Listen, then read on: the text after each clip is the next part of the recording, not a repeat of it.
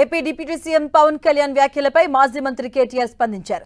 ఈ రాష్ట్రం ఖచ్చితంగా తెలంగాణ భూమిపుత్రుల జాగీరేనని స్పష్టం చేశారు.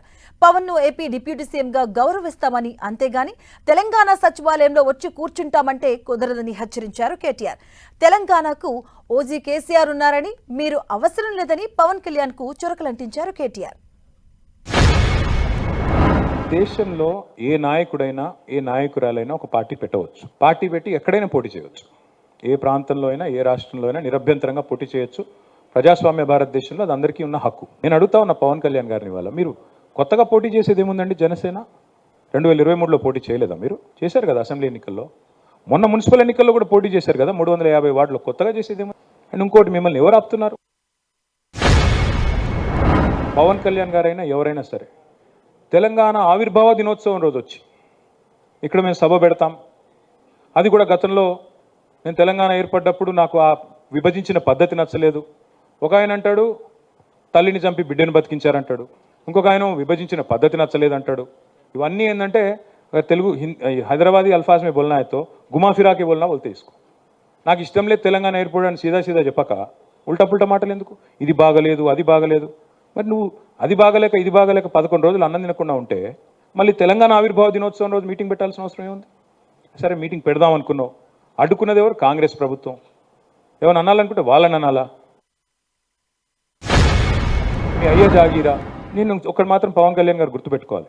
తెలంగాణ ఖచ్చితంగా తెలంగాణ భూమిపుత్రుల జాగీరు. తెలంగాణ భూమిపుత్రుల జాగీరే తెలంగాణ. ఇందులో ఎవరికి అనుమానం కూడా అక్కర్లేదు. 100%. ఈ నేల కోసం కష్టపడ్డ వాళ్ళు, ఈ నేల కోసం పోరాటాలు చేసిన వాళ్ళు, ఈ నేల కోసం త్యాగాలు చేసిన వాళ్ళు, నెత్తురుతో తడిచిన నేల ఇది. ముమ్మాటికి తెలంగాణ ఈ భూమిపుత్రులు ఇక్కడున్న 4 కోట్ల మంది జాగీర్ ఇది. ప్రాంతాలుగా విడిపోయిన ప్రజలుగా కలిసి ఉండాలని కోరుకున్నాం. కానీ నిన్న పవన్ కళ్యాణ్ గారు ఇంకొక 2 మాటలు మాట్లాడారు. ప్రాంతీయవాదం అన్నారు. ప్రాంతీయవాదం ఉగ్రవాదం కంటే ప్రమాదం ఏదో అన్నాడు ఆయన.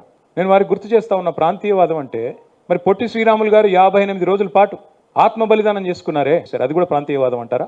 ప్రాంతీయవాదం అంటే నేను ఇంకో ప్రశ్న అడుగుతా ఉన్నా పవన్ కళ్యాణ్ గారిని. మోడీ గారు ఇవాళ ఆయన ప్రాంతం మీద అభిమానంతో ప్రాంతీయవాదంతో తెలంగాణకు వచ్చిన ఇండస్ట్రీలను కొట్టుకొని పోతా ఉన్నాడు. మరి జాతీయవాదం ముసుగులో చేస్తున్న ఈ ఆర్థిక ప్రాంతీయవాదం కరెక్టా? ఏది కరెక్టు? అంటే ప్రధానమంత్రి గారు గుజరాత్కే ప్రధానమంత్రిగా వ్యవహరించడం కరెక్టా? చెప్తారా దీనికి సమాధానం పవన్ కళ్యాణ్ గారు? ఒక కళాకారుడిగా, ఒక నటుడిగా అభిమానిస్తాం. ఒక సోదరుడిగా ఇంటికి వస్తే బిర్యానీ పెడతా, హైదరాబాదీ బిర్యానీ పెడతా. కానీ వచ్చి మా సెక్రటేరియట్లో కూర్చొని పెత్తనం చేస్తాము మా రాజకీయాల్లో. మరి ఇంకా మొన్ననే కదా వేరుపడ్డది. ఇంత కష్టపడి 60 ఏళ్ళు పోరాటం చేసి మొన్న వేరుపడ్డాం 2014లో. మొన్న చంద్రబాబు నాయుడు గారు రానే వచ్చే 2018లో. మళ్ళీ ఇప్పుడు మీరు కూడా వస్తారు 2023లో.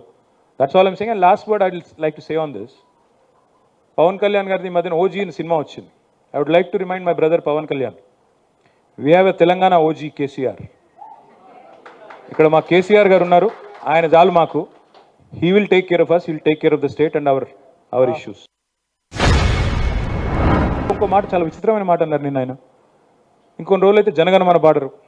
మాకు జనగణమన మాకు నేర్పించాల్సింది ఏం లేదు. దేశభక్తి గురించి మాకు పవన్ కళ్యాణ్ గారి దగ్గర పాఠాలు నేర్చుకోవాల్సిన అవసరం లేదు.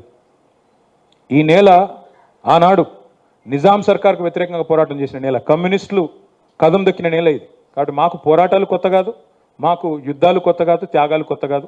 మాకు వాటి గురించి జాతీయ భావన ఉంది. ఇక్కడ దేశాన్ని గౌరవించే సంస్కృతి ఉంది. We contribute to the nation.